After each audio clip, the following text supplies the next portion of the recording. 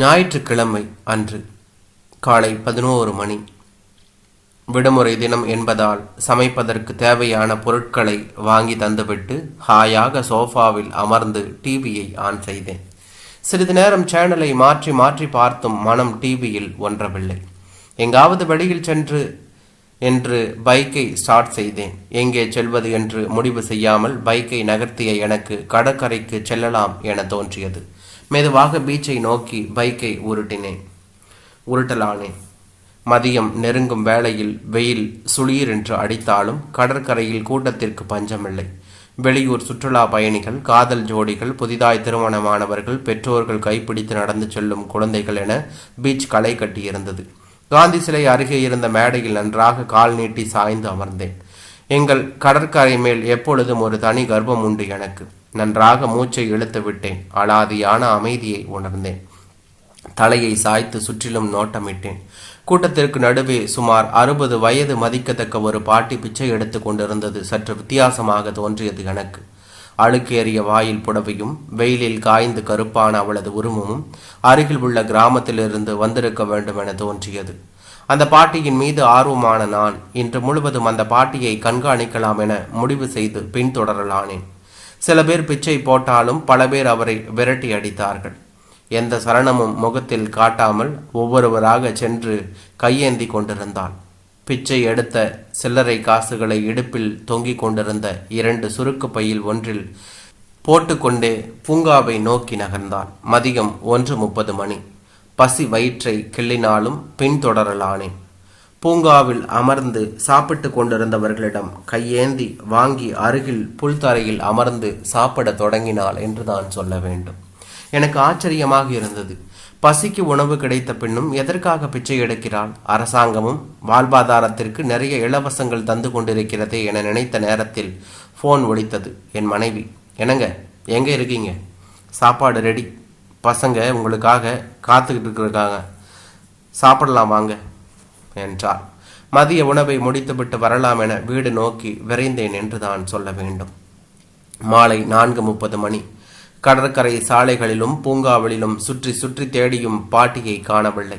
இறுதியில் பூங்காவின் ஒரு மூலையில் சுருண்டு படுத்திருந்தாள். எழுந்தரிக்கட்டும் என அருகிலிருந்த சிமெண்ட் கட்டையில் அமர்ந்தேன். 5 மணி இருக்கும். பாட்டி எழுந்து புடவையை சரி செய்து கொண்டு மறுபடியும் கடற்கரையை நோக்கி நடக்கலானாள். இரவு 7 மணி. சுருக்கு பையில் நிறைய சில்லறை சேர்த்திருந்தது. அடுத்து என்ன செய்ய போகிறாள் என ஆர்வம் மேலும் அதிகமானது. அருகில் உள்ள மதுபான கடைக்கு சென்று சில்லறைகளை கொடுத்து நோட்டாக மாற்றி மற்றொரு சுருக்கு பையில் பத்திரப்படுத்தி கொண்டு அருகில் இருந்த சிமெண்ட் திண்ணையில் அமர்ந்தாள். சுமார் 40 வயது மதிக்கத்தக்க தலைப்பாகையுடன் கைலியுடனும் ஒருவன் அவள் அருகே சென்று அமர்ந்தான். அம்மா, எவ்வளவு வச்சிருக்க என்று கேட்டான். 2வது சுருக்கு பையிலிருந்து ரூபாய் தாள்களை எடுத்து எண்ணி அவன் கையில் கொடுத்தாள். சுமார் 2000 ரூபாய்க்கு மேல் இருக்கும் என தோன்றியது. பணத்தை வாங்கி கொண்டு விடுவிடுவென நடந்து போனான். அவள் பிச்சை எடுப்பதற்கான காரணம் விளங்கிவிட்டது எனக்கு. கோபமாக பாட்டியை நெருங்கினேன். என்ன பாட்டி, எங்களை எல்லாம் இழிச்ச வாயனங்கள்னு நினைச்சிட்டியா? பரிதாபப்பட்டு உனக்கு பிச்சை போட்டா அதை உன் புள்ள தண்ணி அடிச்சுட்டு கூத்தடிக்க கொடுத்து அனுப்புறியா? நாளையிலிருந்து உன்னை இங்கே பார்த்தேன், போலீஸில் பிடிச்சி கொடுத்துடுவேன், ஜாக்கிரதை என்று சொன்னேன். சற்றும் எதிர்பாரா என் தாக்குதலால் மிரண்டு போன பாட்டி சிறிது நேரம் கழித்தே என்னை ஏறிட்டு பார்த்தாள். அவள் கண்கள் கலங்கி இருந்ததை கண்டேன். ஏதோ சமாதானம் சொல்லப் போகிறாள் என முறைத்தபடியே நோக்கினேன். தம்பி, என் பேரு செல்லம்மா. திண்டிவனம் பக்கத்தில் விவசாய கிராமம் எங்களுடையது. சரிவர மழை இல்லாததாலும் எப்படியோ கஷ்டப்பட்டு விவசாயம் பண்ணினாலும் விளைபொருட்களுக்கு சரியான விலை கிடைக்காததாலும் மண் புரோக்கர் தொல்லையாலும் 3/4 பேர் நிலங்களை விற்றுவிட்டு வேறு தொழில் பார்க்க சென்று விட்டார்கள். இப்போ எங்கள் கிராமத்தை சுற்றிலும் நிறைய தொழிற்சாலைகள் வந்துவிட்டன. குறிப்பாக தண்ணி பாட்டில் கம்பெனி போர் போட்டு நிலத்தடி நீர் முழுவதையும் உறிஞ்சி எடுத்துட்டான். 80 அடியில் கிடைச்ச தண்ணி இப்போ 500 அடிக்கு மேலே போயிடுச்சு. எனக்கும் 3 ஏக்கர் நிலம் இருக்குது. நெல் விதைச்சிருக்கேன். இப்போ தண்ணி பாய்ச்சிற நேரம். எங்கள் போர்வெல்லில் தண்ணி கிடைக்கல. மேலும் ஆழமாக போர் போட எங்ககிட்ட வசதி இல்லை. போன வருஷம் பேங்க்கில் வாங்கின லோனையும் கட்ட முடியல. ஊருக்கே சோறு போடுற விவசாயத்தை என்னால் விட முடியலப்பா தற்கொலை பண்ணிக்கவும் மனசு வரல. எனக்கு வேற வழி தெரியலப்பா. என்னோட பயிரை காப்பாற்ற இங்கே வந்து பிச்சை எடுத்துக்கின்னு இருக்கிறோம்ப்பா. இப்போ கூட தண்ணி லாரி மூலமாக தண்ணி பாய்ச்சத்தான் என் மகன் பணம் வாங்கிட்டு போகிறான்ப்பா. ஓங்கி பிடரியில் அடித்தார் போல இருந்தது எனக்கு. இந்த மாதிரி ஒரு பதிலை சத்தியமாக எதிர்பார்க்கவில்லை. பசி போக்கும் விவசாயி இன்னைக்கு பிச்சை எடுக்கும் நிலையை நினைத்து உள்ளுக்குள் அழ ஆரம்பித்தேன். சிறிது நேரம் பேச்சு வரவில்லை. பாட்டி, குரல் தழுதழுப்புடன் வந்தது எனக்கு. என்ன மன்னிச்சிருங்க பாட்டி, உங்கள் வேதனை தெரியாமல் பேசிட்டேன். பிச்சை புகினும் கற்கை நன்றேன்னு சொன்ன ஔவையார் பாட்டிக்கும் உங்களுக்கும் ஒரு வித்தியாசமும் கிடையாது பாட்டிமா. உங்களோட வலி வேதனை உழைப்பில் விளைந்த விளைபொருட்களுக்கு நாங்கள் தரும் விலை ஒன்றுமே இல்லை பாட்டி. உண்மையை சொல்லணும்னா நாங்கள் தான் பாட்டி உங்ககிட்ட பிச்சை எடுத்துக்கின்னு இருக்கோம். உண்மையான பிச்சைக்காரங்க நாங்கள் தான் பாட்டி என்றான். இது அடுத்த கதை. குமரேசன் தன் மனைவி கோமதியுடன் வீட்டில் தனித்து விடப்பட்டார். கடந்த ஒரு வாரமாக வீடு விசேஷ கலையுடன் அதகலப்பட்டது. பேத்தியின் காதணி விழாவிற்கு வந்திருந்த உறவினர்கள் அனைவரும் ஊருக்கு கிளம்பி சென்று விட்டார்கள். மகன் வயிற்று பேத்தியும் இன்று காலை ஊருக்கு சென்று விட்டதால் அவள் இல்லாமல் வீடே வெறிச்சென்று காணப்பட்டது. அவர் தன் மனைவியிடம், ஏ புள்ள, காதணிக்கு வந்த அன்பளிப்பு கவர் எல்லாத்தையும் எடுத்துக்கிட்டு வா. யார் யார் எவ்வளவு கொடுத்துருக்காங்க, மொத்தம் எவ்வளவு தேருதுன்னு கவுண்ட் பண்ணி இன்னைக்கு மதியம் பேங்க்ல போட்டுடலாம் என்றார். கோமதி பீரோவை திறந்து ஒரு பிளாஸ்டிக் பையினுள் இருந்த ஏகப்பட்ட காகித உரைகளை அள்ளி எடுத்து கட்டிலின் மீது வைத்தார். குமரேசன் ஒரு 40 பக்க நோட்டு புத்தகத்தையும் பேனாவையும் எடுத்து வைத்து கொண்டு கட்டிலின் மீது அமர்ந்து கோமதி சொல்ல சொல்ல பெயரையும் அன்பளிப்பாக வந்த பணத்தையும் எழுதி கொண்டே வந்தார்.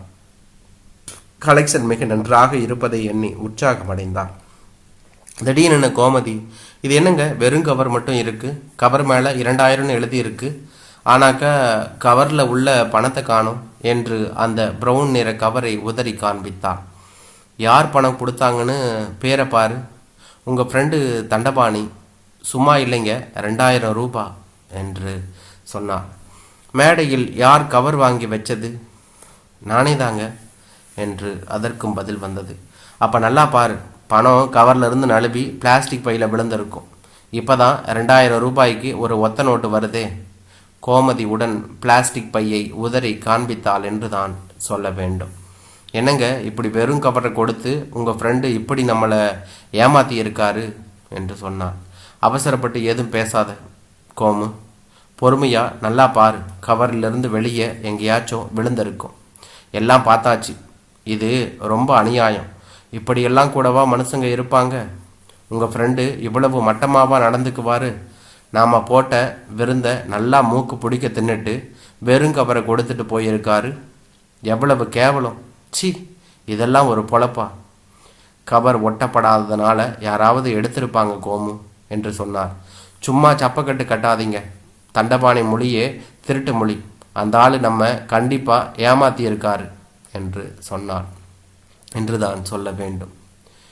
ஏங்க, 4 மாதத்துக்கு முந்தி போன செப்டம்பரில் அவரோட பேரன் பிறந்த நாளுக்கு நீங்கள் சொலையா 500 ரூபாய் கவரில் வச்சு கொடுத்ததா சொன்னீங்களே. நாம் வச்ச பணத்தையாவது அவர் இப்போ திருப்பி வச்சிருக்கலாமே. மரியாதையாவது மிஞ்சி இருக்குமே. பொண்டாட்டியோட சும்மா கையை வீசிக்கிட்டு வந்து நல்லா மூக்கு பிடிக்க சாப்பிட்டுட்டு ஏப்பம் விட்டுட்டு போயிட்டாருங்க உங்கள் ஃப்ரெண்டு தண்டபாணி என்று சொன்னார். கோமதியின் அர்ச்சனை 1/2 மணி நேரத்திற்கு மேல் தொடர்ந்தது என்று தான் சொல்ல வேண்டும். சரி, போகட்டும் விடு கோமு, அவனுக்கு என்ன கஷ்டமோ, அவனை திட்டாத என்று சொன்னார். அந்த ஆளை அடுத்த தடவை நேரில் பார்க்கும்போது சூடாக 4 வார்த்தை கேளுங்க. நாம் ஒன்றும் முட்டாள் இல்லைன்னு அவருக்கு புரியணும் என்று சொன்னார். இப்படி தான் 4 மாதம் முந்தி தண்டபாணி பொண்டாட்டியும் என்னை திட்டியிருப்பாங்க என்று மனதில் நினைத்து கொண்டு கோமதியிடம் பதில் பேச முடியாமல் வார்த்தைகளை விளங்கினார் குமரேசன் என்று தான் சொல்ல வேண்டும். தன்னுடைய ஈனச் செயலுக்கு காத்திருந்த நல்ல சமயத்தில் ஒரு தகுந்த பாடம் கற்பித்து விட்டான் தண்டபாணி. கோமதி தன்னிடம் கொடுத்த 500 ரூபாயை டாஸ்மாகில் கட்டிங் போடும் ஆசையில் அமுக்கிவிட்டு வெறும் கவரை 500 ரூபாய் என்று எழுதி வைத்து கொடுத்ததற்கு பதிலடியாக தற்போது 2000 என்று வெறும் கவரில் எழுதி தனக்கு 4 மடங்கு சேர்த்து பழிவாங்கி விட்டான் தண்டபாணி என்கின்ற உண்மை உரைக்க வெட்கி போனார் குமரேசன் என்றான்.